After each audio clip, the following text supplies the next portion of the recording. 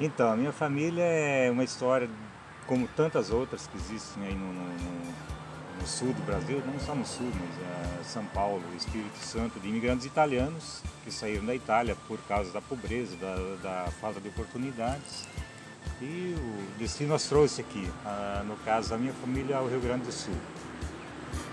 A chegada foi sem recursos, eles, digamos, foram abandonados, jogados no interior do Rio Grande do Sul, sem assistência nenhuma, sem nada. Então eles lutaram, todos que chegaram lutaram em tempo integral para abrir, para colonizar as terras. Eu, como te falei, eu não conheci nenhum dos meus avós, nem o avô, nem a avó.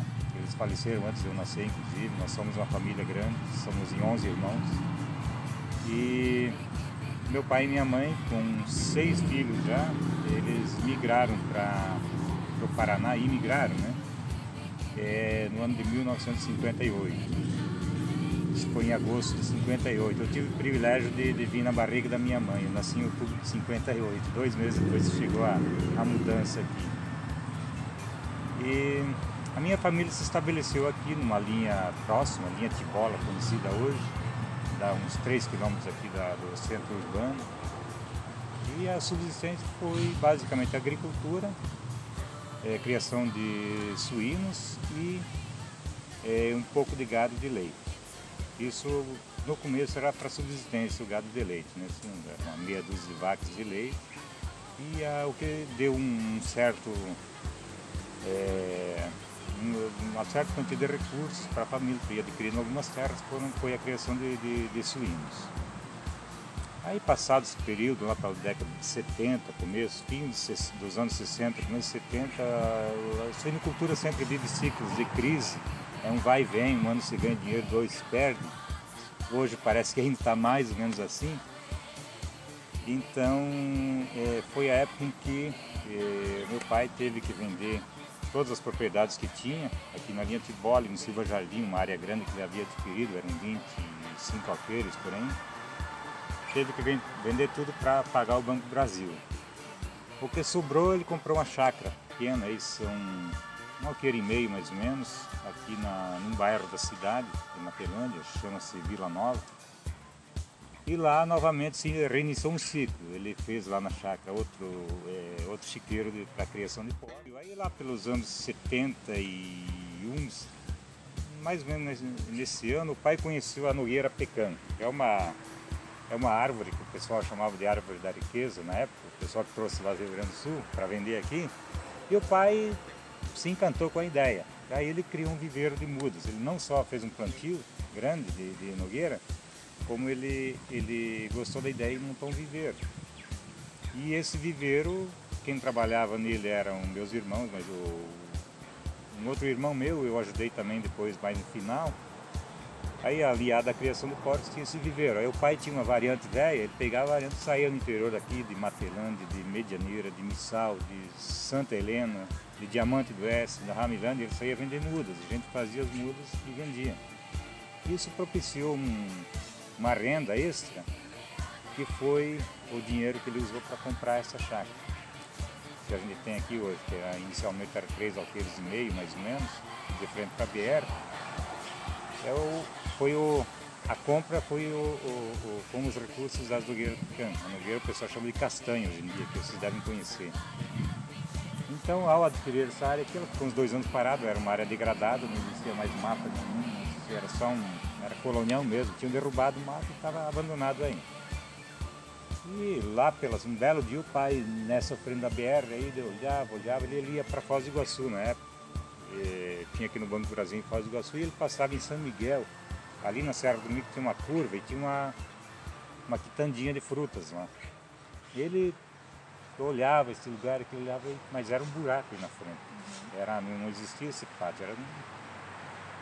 Aí ele falou, eu vou fazer um negócio igual de São Miguel aqui. E ele era muito amigo do prefeito na época, o prefeito era Roldão Sender aqui, e Olívio Massarolo depois, e ele conseguiu com eles máquinas da prefeitura que eles vinham nos domingos de manhã, eles começaram a aterrar esse buraco aqui na frente, cavados os barrancos e foram aterrando. Pra você ter uma ideia, lá na frente tem 8 metros de profundidade o aterro. foi manilhado. E depois de um certo tempo, quando se viu, o pátio estava pronto. Aí depois do pátio pronto, ele já... A ideia foi de um irmão mais velho meu, de fazer um chalezinho de madeira, mas depois ele desistiu da ideia e o pai começou a construir, deixou pronto, aí pendurou uns cachos de banana, aí, uns mamão e começou a vender. No mesmo dia que botou já vendeu alguma coisa. Mas aí entrou o DNR na parada, na época era o DNR, e queria interditar o acesso, não era permitido. Mas foi uma briga de uns 2 anos mais ou menos para conseguir um acesso legalizado.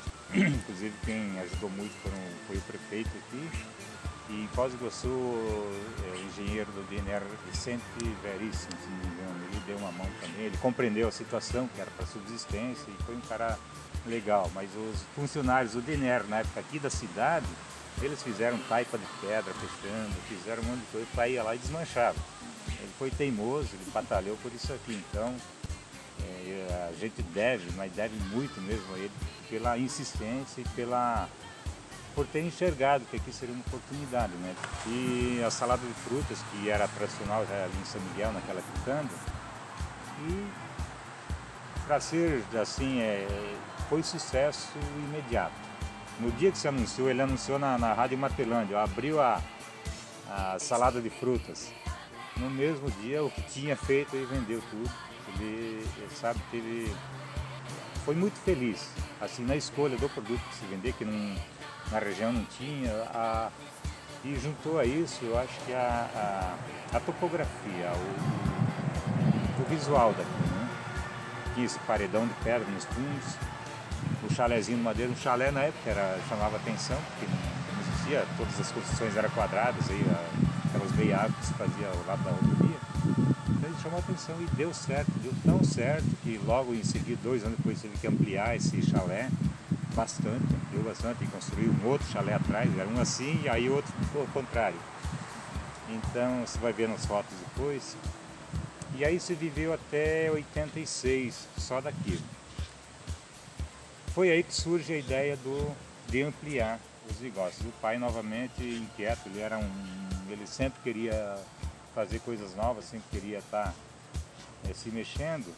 Ele falou com o menino aqui de cidade, que era amigo da família, jogava futebol junto, estudava junto. Era um menino meio maluco, meio rebelde, Claudino Bose, todo mundo chama ele de Xará, é muito conhecido por Xará aqui. Ele, na verdade, era desenhista, ele desenhava para um engenheiro, que era o único engenheiro da cidade, era o engenheiro Juramir Teles. E esse engenheiro acabou indo para a África trabalhar, o Xará ficou sozinho aí. E o pai pediu a ele que fizesse um desenho aqui, mas uma salinha para vender vinhos artesanato, porque não tinha espaço lá no chalé. O Xará pegou e desenhou, pro pai, desenhou um castelo.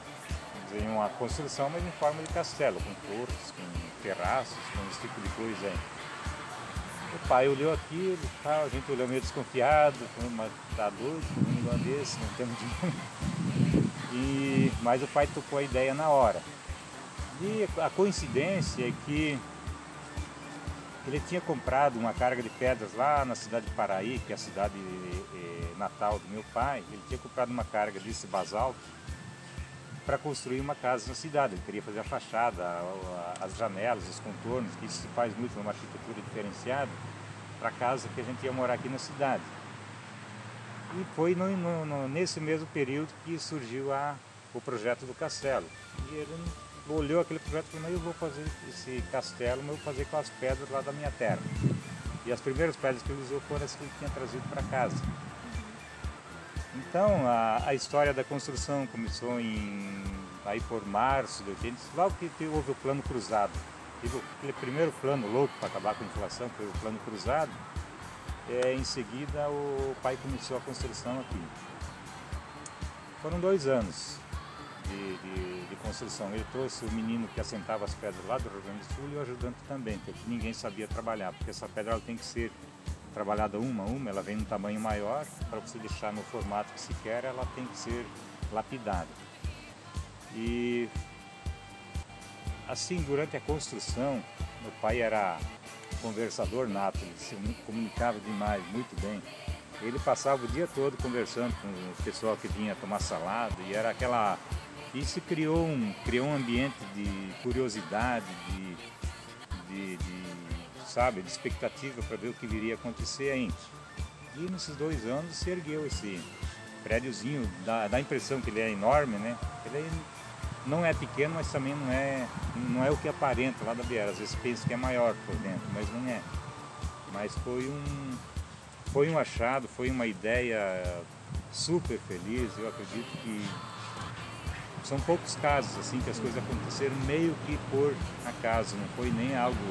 Não adianta inventar a história fantasiosa, a gente sente que isso é reconhecido como um ponto de referência para quem viaja, de todo o Brasil. A gente mora, o nome da nossa cidade é Matelândia e não somos nós falando, tem muitas pessoas que chegam aqui, que são clientes, que são amigos, que vêm de longe, que conhecem o local desde o início. Eles falam, não, mas aonde que... Não, é no Castelinho, é o Castelinho que era chamado o tempo inteiro, né? Então, isso se tornou uma referência.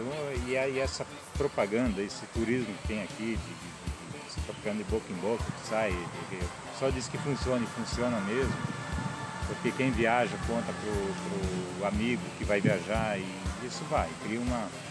Então nós temos gente do Brasil inteiro que quando vem para Foz do Iguaçu, eles marcam, eles se preparam para vir fazer a parada aqui no Castelinho. Aliás, Castelinho foi...